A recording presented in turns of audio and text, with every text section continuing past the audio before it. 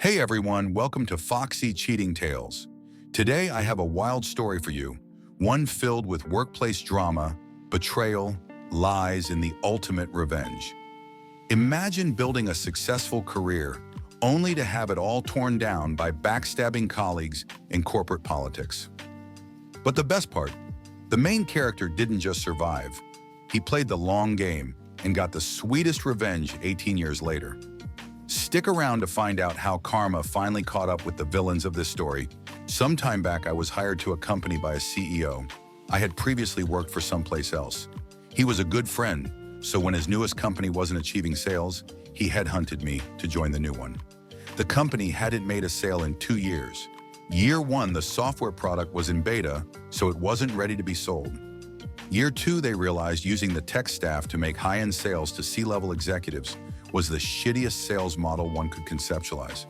In general, and there are exceptions of course, these two personality styles don't speak the same language. Tech people talk tech. Buyers talk benefits and how the potential product fills needs.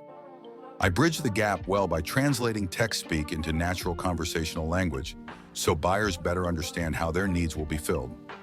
The job was an hour-and-a-half drive, one way from my home, so the CEO said I could work from home as long as I kept the sales management tool current. It's where you keep the notes of each prospect's status. Came to important meetings and made sure the executive team had daily sales reports. The first month I made the daily 3-hour commute because I needed to have solid, constant interaction with all the departments to rapidly form my sales strategy and develop a two-way confidence level with the section heads. Once I had a handle on things, I was ready to launch my sales plan. In the meantime, the CEO hired a VP of sales, bitch boss, who started 4 days before I hit the ground running to get in front of buyers. She was a vice president coming from the banking industry and had a long career in sales and marketing and finance products. I hated her from the moment she arrived. She knew fuck all about tech, and I spent huge time trying to orient her, which wasn't ideal because I needed to work on my sales strategy. They brought her on board because she had strong experience gaining financial investors. Nevertheless, I forged ahead, traveled to a target state, and spent 19 days crisscrossing it. When I came back, I had 17 contracts from buyers totaling about $2 million in sales. My CEO was overjoyed. Fast forward 6 months, and now working from home, I'm rocking and rolling. Sales are strong, CEO is happy, good things are happening. Bitch Boss has landed an investor willing to drop $6 million into the company, and they are coming into town for a discovery meeting. She asked me to drive up because they specifically want to meet the salesperson. Seconds before walking in the door for the big meeting, Bitch Boss pulls me aside and says she needs me to back her up on lies she has told them. Basically, she doubled my sales numbers. I told her there was no way I was going to do that. She says the CEO has okayed the lie. We get to the part in the talk where the investor is looking over my inflated sales numbers on the prospectus, then directly asks me how many sales I'm making a month. Bitch Boss is behind him waving her arms, but I was having none of it and answered truthfully. He looks askance, staring at the document, which has the false number listed, while she's giving me the stink eye behind him. No one says a word. Dead silence. I asked to see the document, and fates have aligned, allowing me to solve the dilemma. I explained the first 2 numbers were transposed. They correlated well to my real sales versus inflated sales if you flip-flop the first 2 digits. Potential investor is satisfied and we move on. Switch gears. About a week later, I was meeting with the CIO in his office, and he referred to my big tits. I'm no shrinking violet, but it stunned me because it was so unexpected. That night I was chatting with my BFF, who happens to be a lawyer, and told him about it in casual conversation. He said I should tell the CEO so he can address it. Thinking along smart business practices, I decide to tell Bitch Boss, to whom I directly report as proper protocol since we don't have a HR dep yet. Side note, I also reported directly to CIO as a boss since my role was a muddy mix of sales and tech. The next day, CEO calls me and I take him through it, telling him it's no big deal but to make sure he talked to CIO so it didn't happen again. He says he'll do it right away. 2 days later, I check in with him, and CEO still hadn't talked to CIO because the investors were in town. I gently push him to get it done and casually mention my best friend, who happened to be a lawyer, was the one who urged me tell him because any good CEO would want to know about it. I reiterate, I'm not mad or upset. The only word he heard was lawyer. He went apeshit that I was bringing a lawyer into the mix. Now this guy was my good friend. We'd worked together at 2 companies for years. I calmed him down, or so I thought, explaining that I only wanted him to talk to CIO. I also told him I hadn't brought a lawyer into it, that I had been innocently chatting with BFF, who just happens to be a criminal defense attorney. He seemed okay, and we hung up. The next day I'm working as usual, and I get a call from an attorney who explains the company has hired her regarding my sexual harassment claim. I'm flummoxed and adamantly told her that was not the case, that I had no claim against the company. She said otherwise, and that's when everything changed, dramatically. CEO was furious with me for bringing this on when investors were looking at us. His reaction set the tone which filtered down. The company began to retaliate against me. Bitch boss now made it her mission to make my life hell. Forgetting to tell me about important meetings I was supposed to attend, freezing me out when I was in the office, telling me I could no longer even speak to CIO, a problem since I'm selling a multi-million-dollar tech product needing his input, and I directly reported to him as my other boss. Denying me a long-planned, approved vacation, basically anything she could devise to screw me over. She was gleefully working it. Coinciding with this was a serious health problem I developed, ultimately requiring surgery. My illness had no impact on my work, as I was able to work from home, which made things easier on me health-wise. Bitch boss then decided that I need to come to the office every day, despite a 3-hour round-trip commute. Now I know you're thinking, why didn't I just leave? Get another job somewhere else. I needed the health insurance. There was no way to turn around another job fast enough, and I had a complex surgery scheduled, requiring 3 surgeons for my procedure. My doctor gave me a note for them, which released me from having to make the daily commute so I could continue to work at home. As long as my work didn't suffer, they legally couldn't force me to commute, especially since working from home was a part of my employment contract from the outset. The night before my surgery, bitch boss calls to tell me they've canceled my health insurance. After hanging up with bitch boss, I collapsed on the floor in a faint. I was so sick and mentally exhausted from all the stress. The next morning, the CEO frantically calls asking to talk to me. My mom refuses to let him. I'm on official leave as of that morning, and we're heading to the hospital. CEO had told their lawyer about canceling my health insurance, and she chewed him a new asshole, telling him it was illegal. They immediately reinstated my insurance. In the 2 weeks I was out, my mom had found a lawyer for me, as it was clear shenanigans were going on. I still needed them as an employer because I was in no shape to rigorously job hunt while recovering. Turns out all the bullshit they were doing to me is illegal. Companies aren't allowed to retaliate against employees when they report nefarious acts against them. I met with my new lawyer, who said I had an excellent claim for retaliation and took me on. He said I had to continue working there while he did his thing to stay within protocol while he filed the EEOC claim. Now it's time for me to return to work. The company had relocated, planned during my absence, and bitch boss refused to tell me where, so I couldn't come back to work. Company lawyer told them they had to tell me, so bitch boss gives me wrong directions, making me late on day 1. I walk in the new office and it looks like any other place except for one thing. There is a wide open area directly in front of the CEO's glass office, with a single desk in the middle of it. Welcome to my new desk. Also, I wasn't allowed to do sales anymore. In fact, I wasn't allowed to do anything. At all, period. They had hired a bunch of new people to the company, and they treated me like a pariah.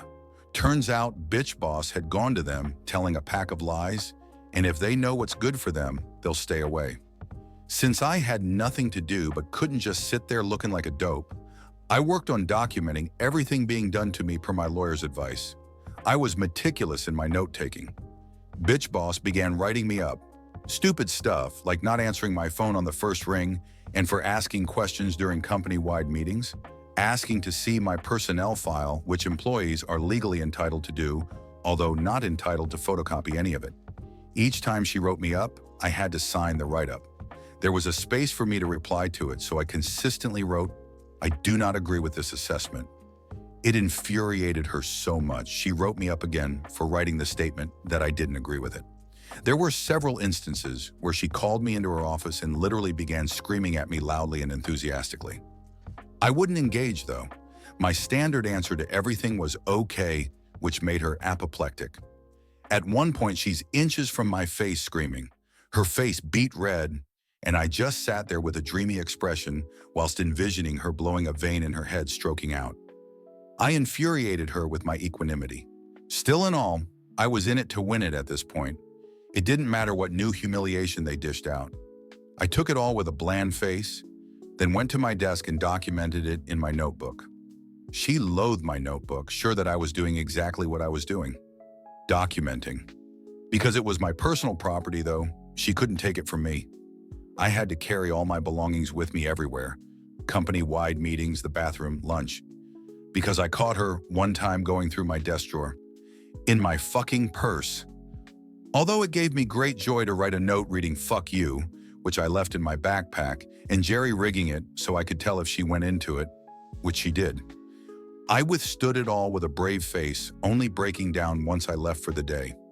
My attorney took a lot of sobbing phone calls during this period. Finally, the day comes that my attorney has what he needs and I can resign. Better still, he advises I don't have to give a 2-week notice. I come back from lunch and type up my letter with one sentence. I resign immediately.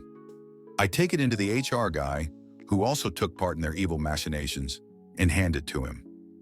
His mouth forms an O shape, and he half stands up from his chair as he reads it. He looks up and I give him a smile and say, "Bye-bye, just as sweet as pie." Walked out the door and drove home, feeling mighty fine. 1 month later, my lawyer and I are at the EEOC office along with the CEO, bitch boss, and their lawyer so the EEOC can review my claim. In my state, you can't just bring a lawsuit against a company for things like harassment and retaliation. Claims must first be evaluated by the EEOC, and then, if they determine you have enough grounds to file a lawsuit, they issue a right to sue document. My lawyer presented my case logically and forthright, detailing all the evidence. It took him 40 minutes to go through it all. Then they presented their side with allegations of my poor employment, along with their evidence, which were all the copious write-ups bitch boss had written. EEOs asked about the timeline of the write-ups, inquiring if they before or after my claim occurred. Bitch boss, wearing a smug, self-satisfied smile, states they were all prior to my claim, as noted by the dates on each document. EEOC lady looks at my lawyer. My lawyer looks at me. I look at bitch boss, then serenely pull out my photocopies of the documents. Whilst handing them to EEOC lady, bitch boss barks, "She's not supposed to have those, they're company property." I show EEOC lady that the dates have clearly been altered by bitch boss. She had made copies with the dates blanked out, then backdated them. You see, whenever she wrote me up, I had to take the document personally to the CEO to put in my personnel file. Along the way, though, I stopped at the copier and took copies. She never knew I was doing this. You could have heard a pin drop. EEOC lady reviews the copies, then slowly sets them on the table. She didn't say a thing for a long time, then she spoke. I can remember her words exactly to this day. "I've seen a lot of ill treatment and illegal undertakings by both employees and employers, including forged or altered documents, but I have never seen someone so incredibly stupid to present documents this easily disproved. Not only are employees entitled to receive and keep a copy of formal write-ups, but reading these ridiculous allegations, it's obvious you are trying to manufacture your case." She went on to say I had a clear case for a lawsuit and moreover, I would win it. She recommended their side go in another room and determine a settlement amount to pay me immediately or risk the lawsuit. They went to a nearby office and I could hear the lawyer dressing them down. Words I heard included lied to me, lied to EEOC, presenting false documents, broke so many laws, figure out a number big enough to pay her so this doesn't go to court because you will lose. They came back with a $50,000 offer, which we accepted. My lawyer and I left then, did a football touchdown dance in the parking lot.